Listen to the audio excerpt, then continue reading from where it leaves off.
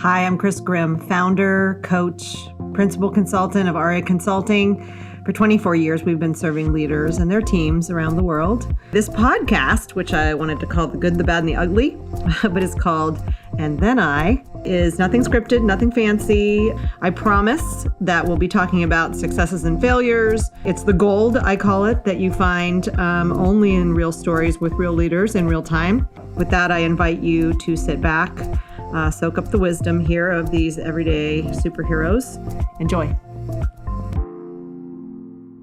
Hi, everybody. It's Chris Grimm. Welcome to And Then I am excited. I'm always excited, but today I'm extra excited to talk with Regan Nelson.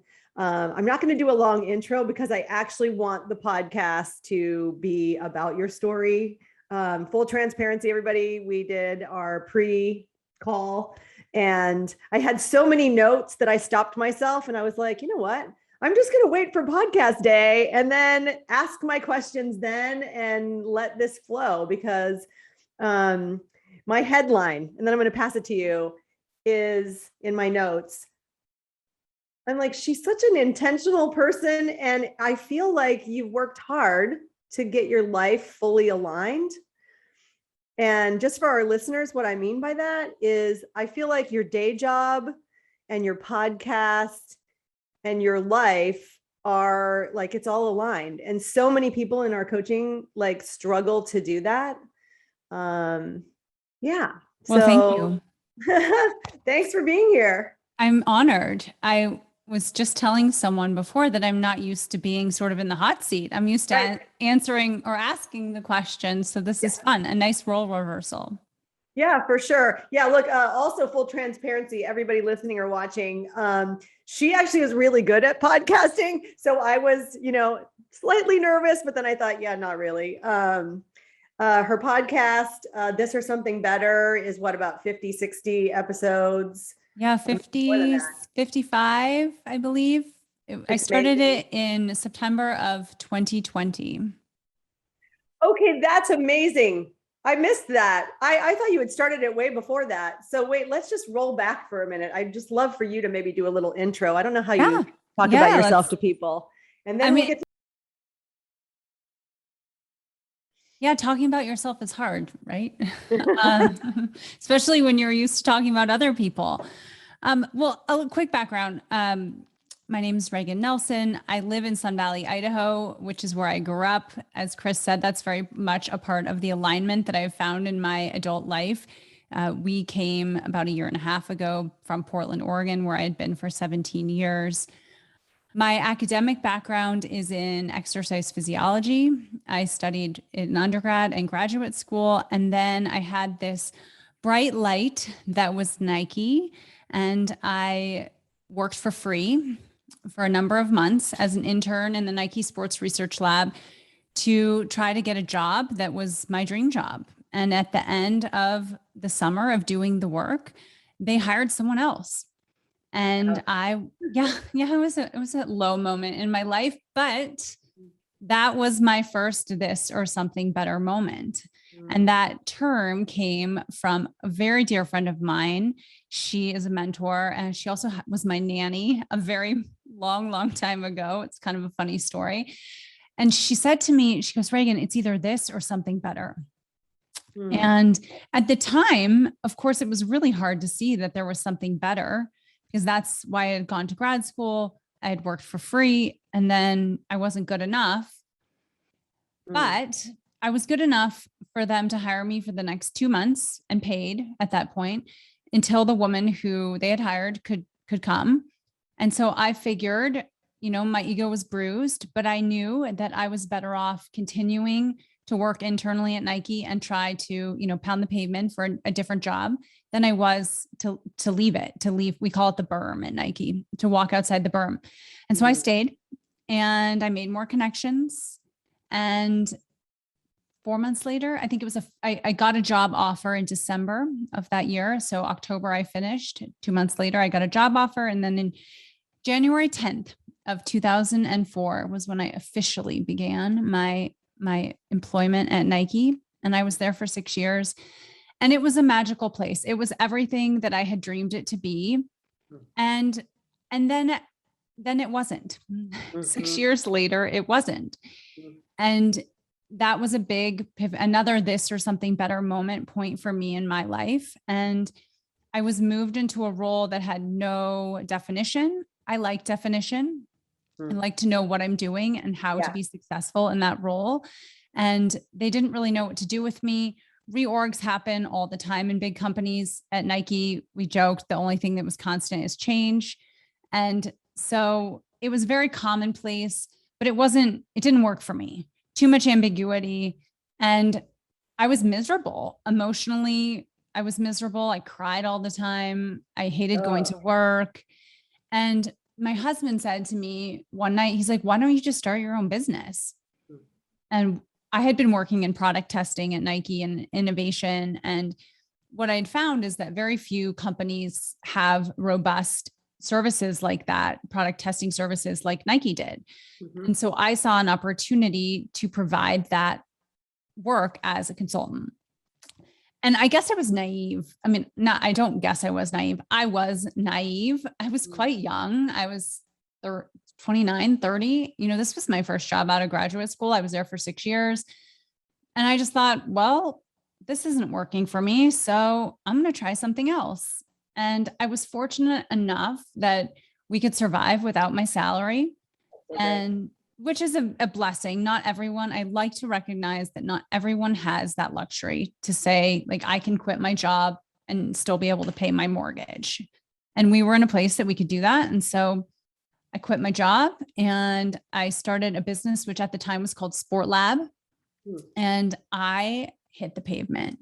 I leveraged every connection I'd had from Nike. And one of the benefits of working at such a big company is that people move around a lot. So people go from Nike to Adidas to Under Armour to wherever else. And I had made a really big network in my 6 years. And so I started reaching out to all of them. I made business cards and a website, which, was something very new to me. And I went to Outdoor Retailer, which is this huge retail show that happens every August. It used to be in Salt Lake City. Now it's in Denver. And all the big brands go there to, show the retail space, their new lines, they write orders. And I went with my business cards and I was literally going booth to booth, talking to people and handing out my card. It was like cold calling. Yeah, it's so brave. It's so brave. It was like, looking back, I'm like, gosh, I was, naive.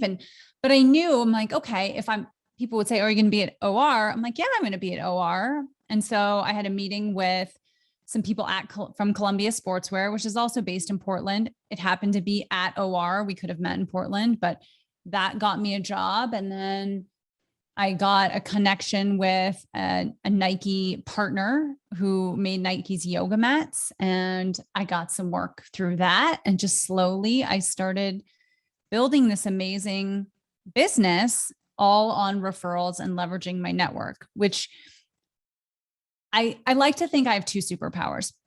One is connecting people. I love to connect people. Chris, you and I talked about that the first time we talked. That's right. We know a lot of the same people. Yeah, we know a lot of the same people. And I love to connect people. My brain works that such as if you have an interest in something and I know someone who else has a business that they're doing that, I want to connect you and I do it. And then my other superpower is, just thinking, now I'm blanking on my superpower. I love that so much. Actually. Connecting people. This is my brain because we were talking about the meeting. I have another superpower. Oh, thank you. I'm back to it because I said it. Leveraging my network. That's my other superpower. I'm human too, people. We all forget things. It's the phones. It's really the phones. I'm interviewing a woman named Catherine Price who wrote How to Break Up with Your Phone. She also has a new book called The Power of Fun coming out. And I'm listening to How to Break Up with Your Phone right now for the second time. And right now I'm in this section about how it ruins your memory, both your short-term and long-term memory technology. So I blame technology that I could not remember my other superpower, which is probably a sign that I should get off technology so that I can reclaim my superpower. I thought it was brilliant, actually. So good. Leveraging my network. connecting people and leveraging my network. And I think you have a third one. I think you have a third superpower that maybe you'll have to think about. You don't have to claim it today, but I have to tell you, thus far, I'm like, oh yeah, you're really resilient too, and not in a shallow way. And for a lot of people right now, it's a superpower they wish they had. So, well, thank you. That's a yeah, big compliment. It's something I believe resiliency is one of our most important traits. I have a 10-and-a-half-year-old daughter, and it's something I am trying on a daily basis to teach her because, you know, there are times we get knocked down in life and they happen over and over again. And this really speaks truly to my podcast and the name. In those moments, we have a choice. We have a choice to either accept this, which could be good. In some cases, this is great. There doesn't always have to be something else, or there's something better. And one of my favorite cartoons is this picture of a man who has all these boxes, and the boxes are loaded on his shoulder. And I think the label is like mistakes or failures. And then below it is another picture of a man who's taking those boxes and he's stacking them into stairs and he's climbing up his mistakes and failures. And that's really how I try to look at everything in my life, as a moment where I can find something better and I can keep putting one foot in front of the other and I can build those boxes back up again and find my way out. And I don't think it's ironic or coincidental, but in every circumstance in my life, I've found the something better. And I tell people the something better exists for the people who are willing to do the hard work and stay the course. Consistency and motivation. It's completely true. I just want to tell you, I just recorded, in fact, for our listeners and people watching, it's not even released yet, but by the time this is out, it will be. The podcast that I did right before this a few days ago was with an amazing woman who was a public company CEO. Her name's Carol Lavin-Burnick. She was CEO of Alberto Culver Company, which is a big consumer products company, billions of dollars, that she sold to Unilever. But she just had so much in her life. And so Regan, what's interesting as you were talking is I'm like, yeah, we just, interestingly enough, like Carol and I just spent time talking about how a fundamental part of resilience is doing what you just said. And you just said it well, right? You've got to face reality first. Like resilience isn't like shallowly getting away from problems. Yeah. It's sitting with it, like you're talking about, with a mantra like this or something better, whatever that anchoring belief that you have. But like you're saying, like facing the fact of whatever it is, this isn't right, it's not working, I didn't get what I wanted, but not staying stuck there, right? Like facing it and then moving forward and having the courage to move forward, even though you might not know what's next and you might still be grieving what you thought should have happened. Yeah. I don't remember where it was. It was in a podcast recently, and I've been sharing this with my team that I work with a lot, because confidence is such an important word. And we talk about having confidence. And I said to my team after I'd heard it again, I can't remember, I think it was on the Armchair Expert podcast that Kristen Bell and Monica did, this like 10 series, which is great. I highly recommend it to anyone. It was called, I'm gonna blank on the name of it, but anyway, it's on the Armchair Expert platform, but they just had a special series. Long story. So she said, you don't have to be confident. You just have to have the courage to do it. And I think that's a really big distinction, because sometimes I'm not confident, but I do it anyway. I have the courage. So I think courage is a precursor to confidence, and it can help you build your confidence. And that's something that I've learned in life, is that it takes practice. And Bonnie Wan, one of my podcast guests, she wrote something called The Life Brief. She evaluated her entire life and changed it. And she talks about the life brief being about practice. So I think that's a really important word, because we don't get good at something if we don't practice it. And so you mentioned at the beginning about this alignment in my life, and that exists because of practice. it didn't happen overnight. It wasn't a snap of the fingers. It's been years of making decisions and practicing things that align with my values and my passions. And that's what's gotten me to this place. Mm-hmm. Yeah, for sure. Yeah, let's go back to the story because I'm still dying to find out where the leaps were, because it's so good. So well, okay. my network along the way provided me with some amazing opportunities. I ended up I had a baby about a year after I left Nike, and so that was a small lull in my professional career because I decided to focus on having a child, which was great. And I was lucky that I could afford to take that time. I found an amazing new community in Bar 3. Community is also a really important part of what I do. With my background in exercise physiology, I taught exercise classes, and I was working Bar 3. It's a fitness studio that was founded in Portland. But is now all over the country. And it's a great workout, and they offer childcare. And so when my daughter was 6 months old, I became an instructor, and then I became a quasi master trainer. They was filming online workouts, which was fun and a great preparation for being a podcaster. I learned a lot about being on video and talking and all the things. And I did that for 4 years. And that was an incredible time of my life that connected me with women who were at like stages, who had like-minded passions. And that was a really huge part of building me up. It also was a really big part of my health journey, my evolution in how I viewed health and wellness and self-acceptance, and what is health and what do we need to be doing to be healthy. Because Bar 3 does a really great job of framing that in a really lovely way that was, at the time, I think, very new. And Sadie Lincoln is a great leader in that regard. And I grew a lot from that time. And then it served me well. And like everything else, this or something better, I moved on and focused a bit more on my consulting career. And I've worked with startups that were a bra company, a great company called Evelyn and Bobby. They make bra and underwear. And I worked with them for about 4 years as a consultant, doing all sorts of different things. And then I got just sort of referral after referral. Again, like I never have really pounded the pavement for business since I went to outdoor retailer, somewhat by choice, because I have been balancing being a mother and a full-time mother, in that I was really squeezing my work hours into like 8 to 3. And because it was important to me that I picked her up from school every day and took her to our activities and was present for all of those things.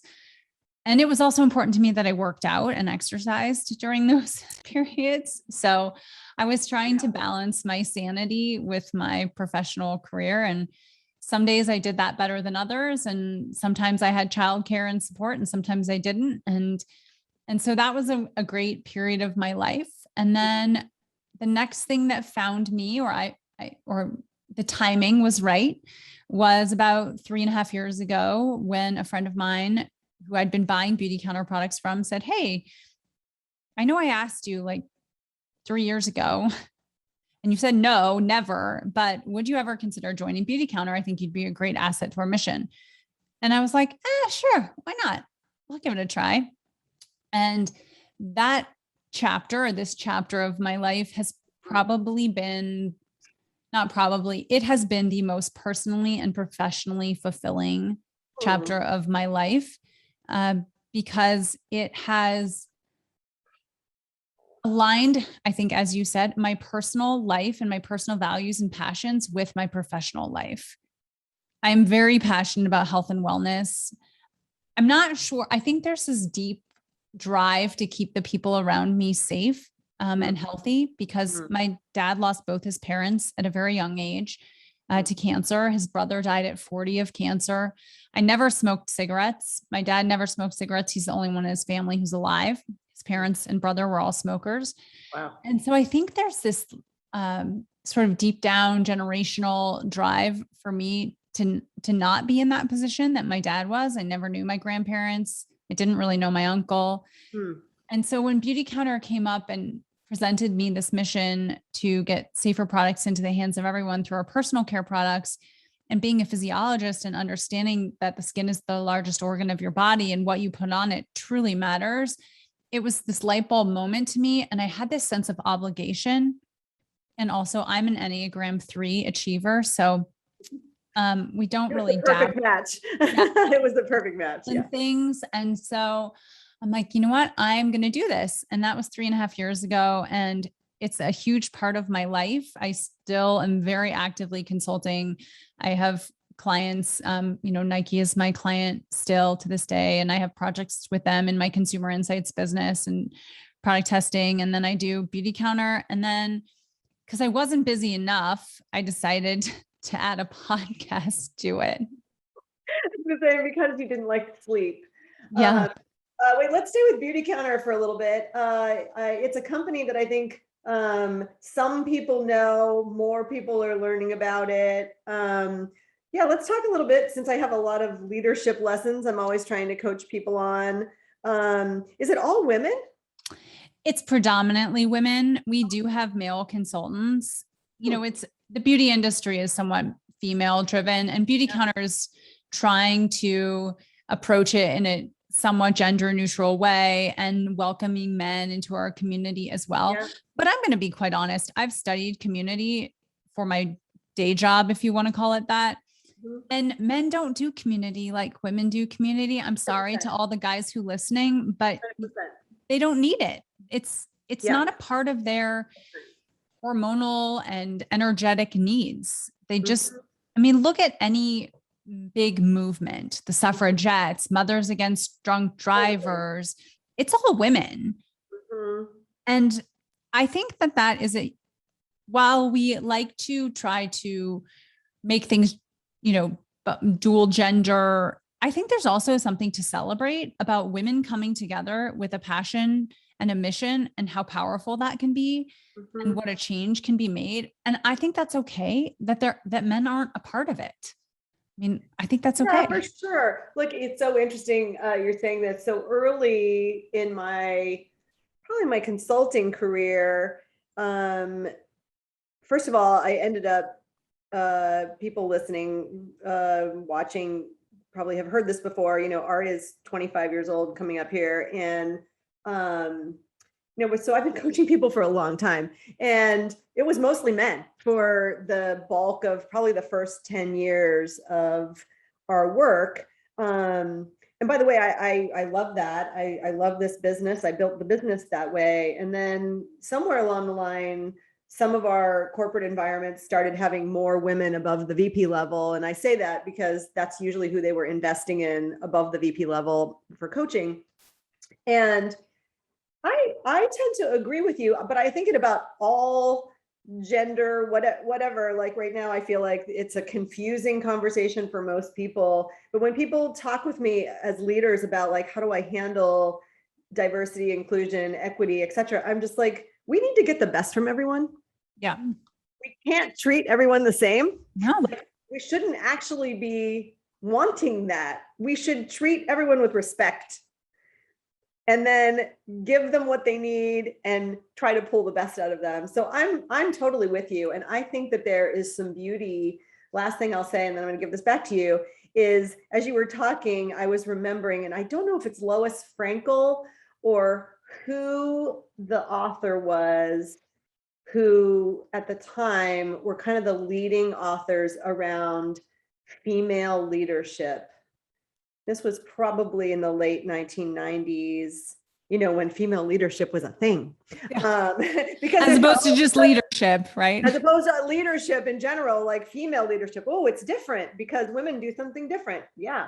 And the way she did it, so people on audio only, I'm waving my hands in the air. But she did this hand gesture where she said, men are socialized in a hierarchy. Like, even if you look at boys, from early sports, right? Like, they naturally coalesce, and then a leader emerges, right? There's a top dog of every pack. And that's kind of built into the way boys, men socialize. I don't know if there's somebody out there who's listening and you want to argue about it. That's great. Tell me the new thing. I'm willing to learn that. But the other hand gesture she made was that women, and so people who can't see it, I'm going out of the triangle and into a flat, putting my hands together and making a straight line. And she said, women are actually, we were the gatherers. We were the people who had to multitask because we're built to do that. And so, yes, we create community because for women, if you think about all through history, the role that women played, oftentimes men went hunting, men went to war, men went to these places. Women stayed and took care of all the children as a village. They gathered berries and plants together. They had to. Yeah. So I totally think that all the time, like you were talking, and I'm like, oh yeah, I still can see this person making these two arm gestures, and I still think it's true today. And so trying to get everybody to act the same, I just don't know if it's the right thing. So anyway, let's come back to Beautycounter, because I'm fascinated, by the way, when I meet anybody who's leading in organizations where the scale is tipped to one side or the other, because I'm so used to being in organizations where we had mostly men for a really long time. So tell me about what is unique about that culture, and how do you find leading? The founder of the company, Greg Renfrew, who's an amazing leader herself, an entrepreneur, she was really intentional in the way she created this business. She has experience in e-commerce and, with Martha Stewart and Tommy Hilfiger and every level. And she decided to make Beautycounter a direct to consumer, network marketing, social selling, whatever words you want to use, very intentionally, because she knew that the mission was best told person to person. Yeah. What was, I think, the surprising byproduct was the movement that was created. And it's amazing to see that connection and that unity that exists from people who are from all walks of life and across North America. Republicans and Democrats alike, Black and white and Latina, and everyone is unified by this one single mission. And I've never seen anything like it.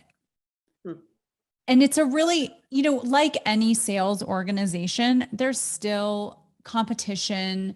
I want to say competition because you're competing against yourself. What the work you do determines the outcome. So you can be as successful as you want to be, and as hard as you're willing to work, that will, you will reap the rewards, which is one of the things I like about it.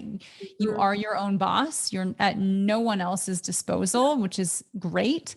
And on top of that, the most amazing thing is that there is an infrastructure and support system that I have never seen in any company I've worked for that is providing personal and professional development. So we had Spencer Mandel, who created Insta Stories. He was the creative director of Instagram. Yep. He did, I think, a three series training on how to use Instagram and how to get people's attention. I mean, that's so great. People pay tons of money to hear people like him speak. When you're a Beautycounter consultant, you get that for free. We had at our annual leadership conference, which was virtual this past year, we had Glennon Doyle. We had Mindy Grossman, who's the CEO of WW Weight Watchers. I loved this one specifically. The head of insights from Chanel, this woman, Blondine, shared their insights from the season, which, working in insights, I was like, ooh, this is going to be so good. And it's amazing. And as I said, I think I've experienced more personal and professional development in the last 3.5 years because of this company. My confidence has increased because of the company. And more importantly, I've had this ability to impact the lives of others. And that's twofold. One, I'm getting safer products into the hands of my friends and family. They're not using the crappy stuff anymore that has formaldehyde in it. And that's a huge win for me. Because whenever I see someone like with Dial soap or Axe deodorant, I'm like, please stop using that. Or sunscreen with oxybenzone in it. I'm like, please stop using that. Because that's, again, my mission is about the health. Mhm. So I love doing that. I've made amazing changes in people's lives that way. But on top of that, I have this team of women that I work with, and we meet once a week pretty regularly. And then I coach them one-on-one throughout the week. And I have seen incredible change in some of these women who had no confidence and they didn't even have courage. Right. And now they have this amazing ability to put themselves out there. Mhm. And I was missing that for a number of years, not working in a corporate environment or a team environment where I was able to really help people and lead and use my skills to help further theirs. And that has been really, really fantastic. So it's been a fun part of my journey. I think that Beautycounter, I know there's a number of other organizations out there, it's hard to keep up actually. Yeah. But I call it like the self-empowering business. Like, I remember when I was young, my mom, did a whole bunch of things where they had parties and they did all these things. And, she would get super excited and she would do that. To your point, now the sophistication level around this has completely changed. This is, I believe, aligned with the values that are emerging, right? Yeah. More and more people want independence. More and more people want to kind of have success on their own terms. And, not just because of COVID, and we're recording this in, November 2021. So we are in what I'm calling the shadow of the pandemic. That's a great word. I like that. People are saying it's post COVID, and I'm like, yeah, it doesn't feel very post yet. No, we're still in it. When it's over, I don't want to try and predict anything, but so we're still in the shadow of it, right? And I think that even before the pandemic, more and more people were starting to think about their life outside of the definition, like you're saying, of a corporate hierarchy or the title given to them by someone else, or their, what I call in the work we do, alignment with corporate values. I've spent 25 years, Regan, helping people align themselves. When you get paid to be an executive coach, that's what you do. Yeah. I go up at Nike and I say, awesome, I'm going to help you be better here. Mm-hmm. The here is paying me to do that.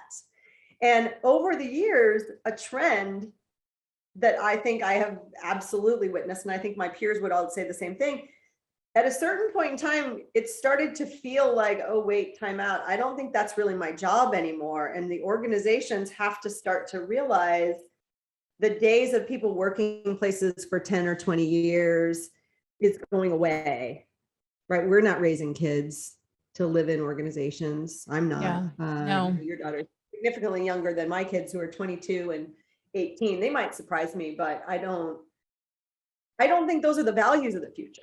So brands are going to have to be creative in the way they think. So as we're talking about this, I'm like, oh yeah, I mean, Beautycounter is going to thrive because it's here for all the right reasons, and it's allowing people to do what they have to do to help themselves be successful while the place is successful. Like everybody wins. And the great thing too about Beautycounter, I think is really different than some of the other companies, and I don't fault them, but it's really the reason why I'm a part of it. It's because they're using commerce as an engine for change. Mm-hmm. Mm-hmm. And if there had not been that component of it, I probably would not have lent my time and energy to it. Yeah. But to that point, I don't fault anyone who is looking for an opportunity to make money on their own terms. Mm-hmm. And I think there's a stigma around these types of businesses. We're trying to, demystify them. And there's also a stigma around women wanting to make money. Yeah. I saw something the other day that said if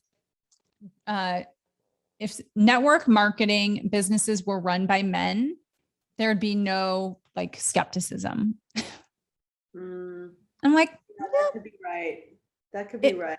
I really think it would be. It has baggage for sure. I agree. I think it does have some social baggage. But like I said, I think that's going to go away. I honestly believe, I was just, I'm going to South by Southwest, and have some business stuff that we're preparing to do there. And so I'm always looking at who's presenting and the panels, and, what are the trending topics, if you will. And this is actually a topic not specifically about Beautycounter or network marketing or any of those things, but the idea that sooner or later, the only businesses that are going to survive, whether that's 10, 20 years from now, are things that are concerned about social impact, right? Yeah. The idea of selling crap, and lots of it, is going to go away again, because we are raising children with a completely different set of values. Conscious consumerism is so important. I mean, and look at you even mentioning about like family health and food and chemicals, like you're talking about. And, this probably leads us into your podcast, frankly, because as I was looking at your podcast and listening to some of them, I'm like, yes, this is the relevant conversation. Like you happen to have been ahead of the game, or maybe you just joined the game. But I think it is the future conversation. Like more and more consumers are going to put pressure on companies to act better, to be better, to produce better things, or else. Yeah. And that's really, the podcast came out of this time where, it was spring of 2020 and everything was doom and gloom. And I felt that there was so much despair. And because of the world that I work in, I see so many people doing good things for the health of themselves, for their families, for their communities, planet. And I thought it was a really cool opportunity to share stories of hope. So on the podcast, I interview people who I view as positive change makers or innovators who are doing things to make people or the planet better. Mm-hmm. And I think we said about 55, 56 episodes in, and I've had an array of topics. I've had the VP of social mission from Beautycounter, and we talked about, the laws or lack thereof over the personal care industry. I've had, I'm trying to think, just so many. It's a huge range, and it's been really fulfilling. And I hope that the reach grows, because we all need stories of hope. And the news is still doom and gloom. And I try not to pay attention to it. I used to. For about 2 years, I chose what I called intentional ignorance, where I didn't look at anything. So if you asked me what was going on in the world, I really did not know if there was some massive thing. And it was intentional for a number of reasons. One, I was just kind of depressed by everything going on. And two, I had enough going on in my personal life with my child and my work that I didn't feel like I needed to add the stress of the world to my shoulders. I've kind of put it back on my shoulders by doing this podcast, because I feel as if I need to stay up on what's going on and people who I should be having, relevant conversations with. Yeah. And so while it's come with some cost, the benefit has been more than I could have ever imagined. I feel like I'm going to school. I keep telling people, because right now I don't monetize the podcast. I support it with my Beautycounter business. It's essentially a write-off from that. Mm-hmm. And, I'm at a point where I'm trying to evaluate as a business person. I'm like, I would never start another business that loses money. Loses money. So I'm kind of like, how do I change this? But right now I'm okay with it. It's like paying to go to school. Yeah. I have learned so much and about things I would never have thought I would learn about, like the plight of girls in Nepal. I have an amazing interview with a childhood friend who started an organization called the Little Sisters Fund, where they pay for the education of girls in Nepal, because girls in Nepal are not sent to school. Boys are viewed as the golden child. They will have girl after girl after girl until they get a boy. And then when they get the boy, they send the boy to school, and the girls don't get to go to school because they put all of their money into the boy, because he will stay with the family and bring his wife in, whereas the girls go to live with their husband's family. So connecting with this friend who I haven't, seen in 25 years and maybe more, And now my family and I were sponsoring a little girl in Nepal. We're paying for education. My daughter is writing letters with her. So things like that would have never happened unless I took this leap and decided to try something new. And the worst thing I was going to do was make some episodes, spend some money, and then fail. And it wouldn't be failure because I've gained so much from it. So that's where I am with the podcast. It's really fun. And some days it's work. As you were talking about your editor, I also have an editor. So I was smart. This is one of the best things I can tell anyone. If a skill is not something you want to learn and you don't have time in your life, outsource it. So podcast editing was not a skill I felt like I needed to hone. So I have somebody else and I pay them to do it for me, which is why the podcast costs me money. But it's worth my time because I can put my time into my other businesses. So yeah, it's fun. I really like it. I mean, I know you said that you're kind of like flying by the seat of your pants and figuring it out, but it's fun, isn't it? It's really fun. Look, it's funny as you were talking, I've probably said this on a few of these. So anybody who listens to all the episodes, you've heard me say this. I never in 1,000 years imagined doing anything really digital, to be honest, in any way, because our business before COVID person. And I fly around. I still fly around, but probably more than most people in a pandemic. But that's how I built my business, in-person coaching and facilitation. And so when the pandemic came, yes, it just created a space. And many people know I didn't start this one on purpose. I'm still not very purposeful, to be honest with you. I love, just like you, I feel like it's also school. I am benefiting from every conversation with every person, even if it's somebody I've coached in 3 jobs. I have to tell you, every one of these, there are golden nuggets where I'm like, you can't get this out of a book. No. Yeah. Because even if it's in the book, you're reading the book, that maybe a person's reading the book, but they're not really. Do you know what I'm saying? Most people don't actually like stop and highlight things or make a note.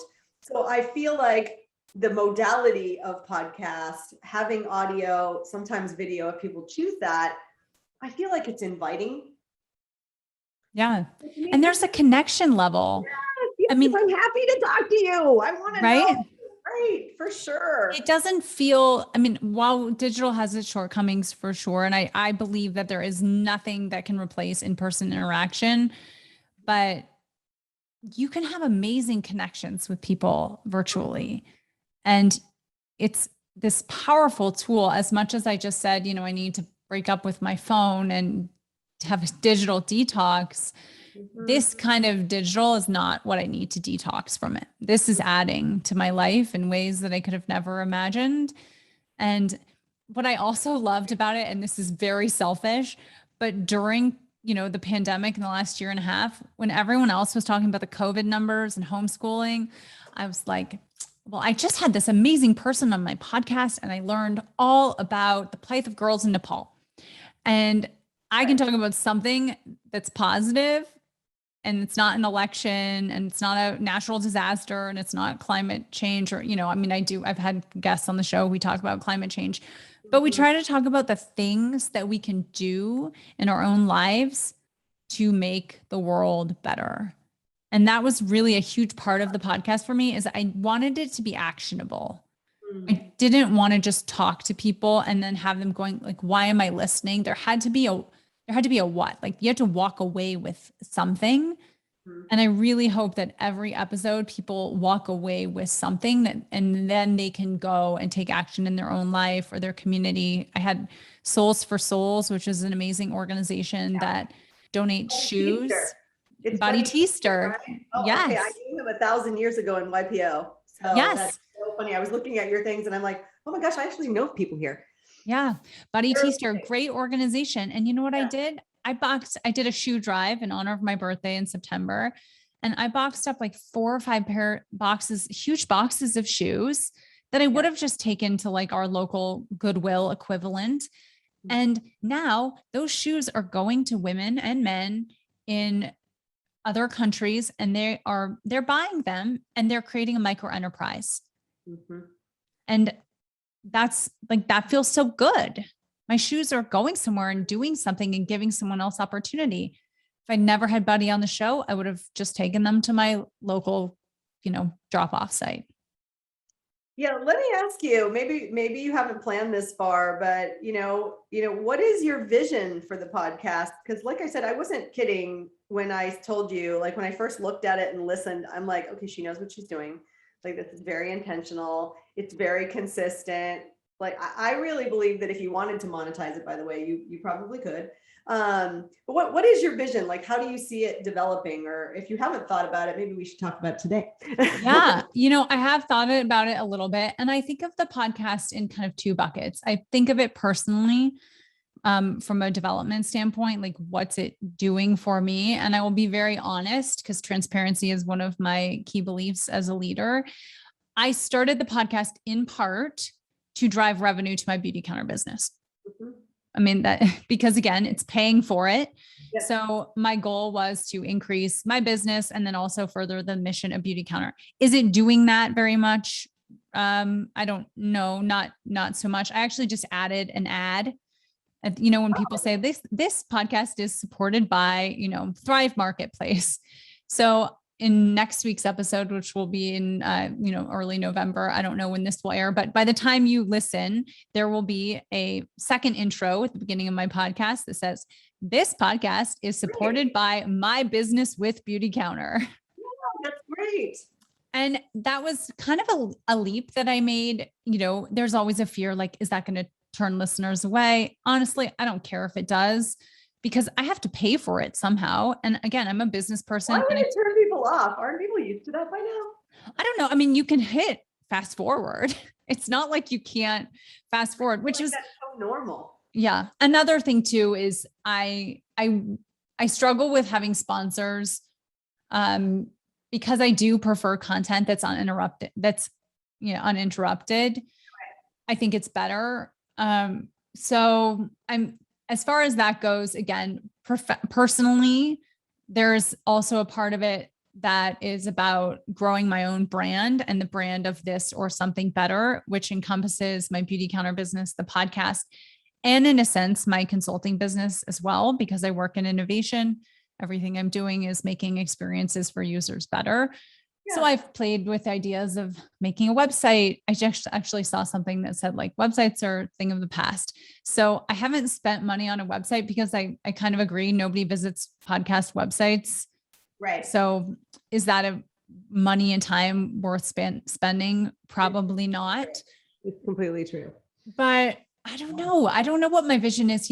I had a coaching call the other day with Sasha Heinz. Are you familiar with Dr. Sasha Heinz? No. She's a positive psychologist. She was a guest on my show. She's a triple Ivy Leaguer, Harvard undergrad, Penn master's degree in positive psychology, and then Columbia PhD. Real, very unintelligent gal.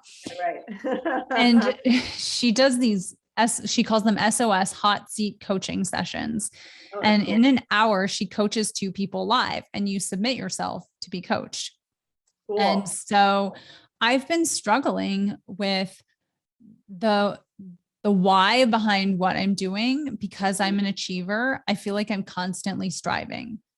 I shared this in the hot seat. When I left Nike, I was striving to establish myself outside of Nike. So it took me years to say, when people ask me what I did, I would for many years lead with, I used to work at Nike, because that was fancy. And, I have my own consulting business, was not as fancy.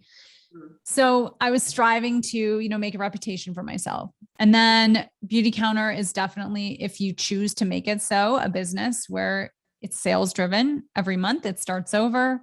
And so I'm striving to do all those things. And then I create this podcast, which can also be driven by numbers. So I'm striving for downloads. And I mean, that's really the only metric. I have people who write me and say they love it, but it's not like a daily occurrence. So there's not a whole lot of validation. And at times I question, like, why am I doing this? Mhm. And I think back to your question, like, what's the vision? And she Yeah. said to me, she said, you can be running through a field of flowers and you can be running to your lover, or you can be chased by a bear. You're still running through the same field of flowers either way. So like, you have to figure out what you're running to. Hmm. And that's what I'm trying to do right now. I'm trying to figure out what I'm running to. And part of that is just taking pause and to assess, like, what about these businesses bring me joy and what are in alignment, as you said, back to the theme of the show, really, like, what are in alignment with my life and how I want to be living it and showing up every day for myself and my family.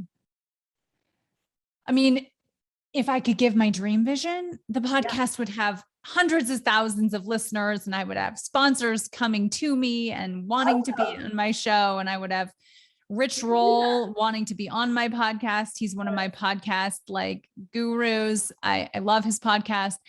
I would love to be he just put out a 3.5-hour episode with Simon Hill, who I actually had on my show. Simon is a author of a book called The Proof is in the Plants. He's an Australian. If you're interested in plant-based eating, he's like my go-to for science. But when I saw his 3.5-hour interview, I was like, that's goals. To have a podcast where someone will listen to you for 3.5 hours, like, you've made it. You've made it. Well, look, it's so funny, just even the way you just said this. And I'm like, well, of course you can have that big, bold dream. What other kinds are there? So it was, my brain literally was like, well, of course you can have that. Like, this isn't that hard. Yeah. I don't believe want that, but if you want that, you can certainly have it. Yeah. I mean, part of me, I'm an achiever. Like I said, I like public speaking. I like getting asked to moderate things early on. One of my guests, Non-Toxic Neighborhoods, had a webinar and they asked me to moderate it. That was really fun. It was a great honor. So like, those are the kind of things that professionally I would like to have more opportunities to do. Yeah, go. So like, that's maybe a part of my vision. My vision is that I get some really exciting guests who are on my like wish list, I would say. Yes. I would like to hit 100 episodes. I actually just planned out, if I continue and don't take a break at all, and I do an episode every week, that I will hit that in October of next year, like the very beginning of October. Right. So I've taken a few breaks. I took like a 6-week break last Thanksgiving to Christmas. This summer, I took a break. I was in France. I had a big consulting project and it was just like too much. So, it's balancing all the things. Keeping it fun is going to be a really important part of it for me, that I can be running through the field of flowers to my lover instead of being chased by a bear. That's the really important part of it. Because it has to be adding to my life. One of my friends said this morning, she goes, either it's, I'm going to mess up what her words are. Either it's taking you down, distracting for your life, or it's advancing your journey. And right now, this is definitely advancing my journey, but maybe at some point it won't. And if I've learned anything, it's either this or something better. And it's okay to walk away. It's okay to say this was a part of my life and a part of my journey, and I'm going to move on from it. And that's okay too. Yeah. Yes, I'm all in. I was thinking, I'm going to find someone to illustrate, either you're running toward your lover and it is the bear, or towards your lover and running from the bear at the same time, because I don't know that we always get the choice. And what I love about it is it's your lover in a bear costume. Right, it's your lover in a bear costume or whatever. It's like this is part of you being intentional, right? As just for a moment, let me just say, because I can't help it, because I coach people for a living. Yes, please coach away. Watching you. Well, I'm watching you and I'm like, oh, this is how she actually figures it out. Like, she has to like have the breakthrough and know it's the thing she's running towards, which I love. And by the way, when I was saying to you, of course you can do this, there are people with super famous podcasts, I won't name any names, who are paid, bucks that are half the person of you. Oh, well, thank you. That's a very nice compliment. It could happen. It could happen. I need to put some space into making it happen. And that's what I haven't done. Because monetization and sponsorships and growing, it takes intentional work. And just posting on your Instagram and having your guests share it and you share it. It's not enough to get massive growth. So yeah, no, you got to play that game strategically. And maybe that's okay. And that's what I'm trying to decide. Maybe I think my top episode has 1,200 downloads, which, by Apple Podcast standards, I'm in the top 50% of Apple Podcasts. So it's not, to have 300 people listening to an episode over the course of a month is actually a pretty good number. Like that's from podcasting standards. I'm not Rich Roll or Joe Rogan, but it's pretty darn good. And maybe that's enough. I think I love Yvonne Chouinard. Sorry. It means to an end for sure. Yeah. Yvonne Chouinard is a CEO of Patagonia. And I love his mentality when it comes to business. And he's been very fortunate. He never went public. He was never beholden to shareholder dollars. And he talks very openly about like some years the business might grow this percent and some years it might not grow at all. And that's okay. Because what we're doing is good work. And we're about, they're a mission-driven B Corporation company. Yep. And so because of all the work that I do, it's all about making positive change. Positive change can happen in a really small way. It's very much like Beautycounter. It can happen person to person. It can happen in a community. And if I can make an impact in the lives of 300 people or 50 people and inspire them to live healthier, safer lives, to be more productive members of their community, to help, reduce their consumption of meat or drive their car less, to hopefully offset climate change, then I'd say that's like, I put that on my tombstone, Yeah, I think it's wonderful.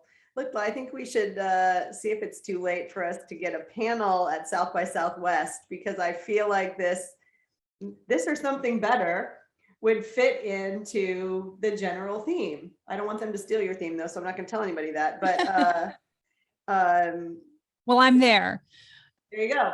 We need to, we just need to get the people. Reach out to South by Southwest and say, I'd like to moderate your panel.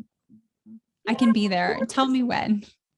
Of course. I mean, that's how things happen. Look, I know we're running out of time, but let me just say that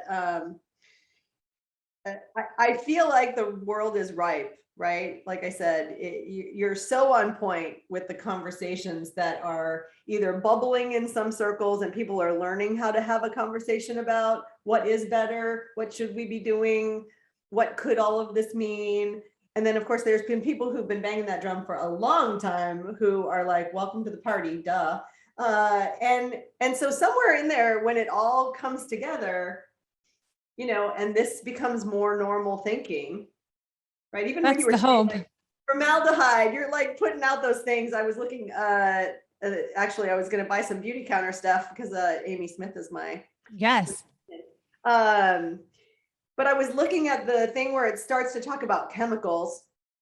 So it triggered when you talked about it. And I'm like, this should be a normal conversation now. Like, this shouldn't be like a big surprise. So you're right. There's still tons of products out there that have been made, that are being made with bad things. And there's still a lot of people that are buying it. So clearly we have work to do. Yeah. Not just there, but I could even pull that into pretty much every industry and every topic we talk about. But yeah, I think there's room for more leaders talking about it in their own way. So I hope that you pursue this in whatever way it means to expand. I mean, whatever expansion means. Yeah, whatever expansion means, I'm here for it. How much I'm going to commit to it right now is to be determined. It always depends on how many consulting projects I have.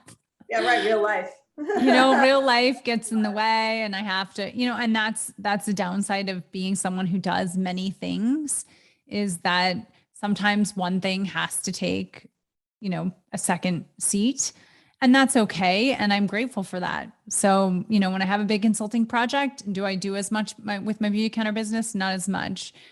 Is the podcast a little more stressful? Yes. Do I prepare sometimes the night before for a guest? Yeah. I've done that a few times. Hopefully in the episodes, people can't tell, but, that's the beauty of the life that I've chosen, the flexibility to make changes and to not have to answer to anyone when I do. And that's it's the ultimate luxury, freedom. Freedom and flexibility in this working world is the ultimate luxury. And I hope that someday my child has that in her work, that she can feel fulfilled and that she gets validated and appreciated and also challenged and taught to grow. None of these things are easy. There's always room for improvement, but again, it's always on my own terms, which is pretty amazing. I think that should be the new normal. So It really should. It really should. Someone asked on Facebook a few months ago, a woman I'm friends with, I'm looking for a job that gives me flexibility that I can do on top of my other job.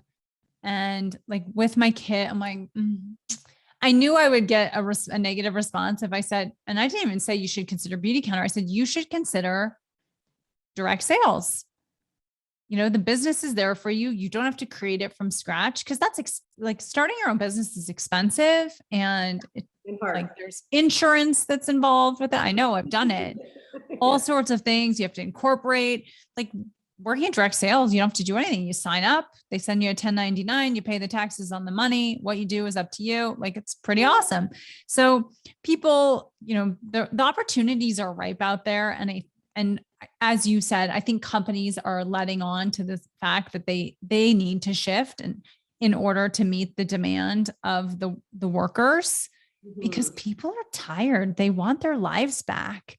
And as we should. Taking it back, Regan, they are taking it back. I mean, I know it's a thing. In fact, we are thinking about what the podcast is to support this, because the Great Resignation is a real thing right now. And I have a feeling that after the first and second quarter of next year, when a lot of people get paid their bonuses, they're thinking about changing their status. I'll just say that. So I do believe this is not going away. People are looking for meaning. They're looking to do something that feels meaningful. So if their work doesn't feel meaningful, and for those of you listening and watching, if your work doesn't feel meaningful, it's the time. It's almost 2022, everybody. And the theme is, do something meaningful in your life. Yeah. And I will add one last thing to that. For anyone who's looking to make those changes, Bonnie Wan, my guest who I mentioned earlier, has this amazing saying, because she wrote this life brief and it was all about writing it down. She says, and this is a poet, a friend of hers, says that writing rearranges the furniture of your brain. Yes. And so if you're looking to make a change in your life, write down what you want. And because we can't have multiple thoughts at once, right? We can only think one thing, and we can stir all these things in our head about what it is that we want and how that aligns with our values. I mean, I look at like my skills, my hard skills. I look at my like personal strengths. I look at my passions, and I look at my values. And if you can get clear on all of those things, then that's when you can really leverage your life. And I'm at that place. I found a place where my skills and my strengths align with my passions and my values. And I'm spending my time doing those things in a way that's fulfilling to me personally and professionally. So write it all down, people. Write it all down, people. I was going to say #goals. I think my daughter would say that. You're right. Awesome. Regan, I just want to say thank you. I knew this was going to be awesome, and you don't disappoint. And for everybody listening in the ARIA Coach portal, you might not know this, Reagan, but not only do we put this out on Spotify and Apple Music, and honestly, I don't even know all the platforms because Gus does it. Someone else does it. I'm with you. I'm with you. So this is everywhere, but in the ariacoach.com portal, we have a ton of resources. And so for all of our guests on the podcast, I make sure they can find you. So we will have a link there so people can find your podcast, this or something better, and then any other resources. So if you think of anything else you want to put there, I'll send it to you. Yeah. Awesome. Thank you. This has been a real pleasure. Honestly, this is part of my why. This is part of why I do the work. I feel invigorated after this conversation with you. So thank you for being the bright spot of my day. Awesome. Well, I love that. And I'm glad we could do it on Zoom. Who knew that Zoom was going to be a hashtag Corona, thanks Corona thing. So with that, I'm just going to close this down, say thank you again to Reagan, and everybody have a great day, and see you, or you'll hear us next time.